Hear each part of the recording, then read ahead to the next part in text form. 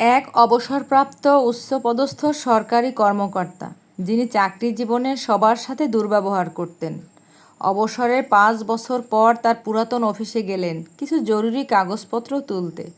দুঃখজনক হলেও সত্য, আজ কেউ তাকে অভ্যর্থনা জানালো না, কেউ এগিয়েও এলো না। বেশিরভাগ কর্মচারী তাকে চিনেও না চেনার ভান করলো, অথচ একদিন তিনিই ছিলেন এই অফিসের বস। তখন একজন নবীন অফিসার, যে সপ্তাহখানেক আগে যোগদান করেছে, এগিয়ে এসে আগন্তুকের কাছে তার পরিচয় ও আগমনের কারণ জানতে চাইল।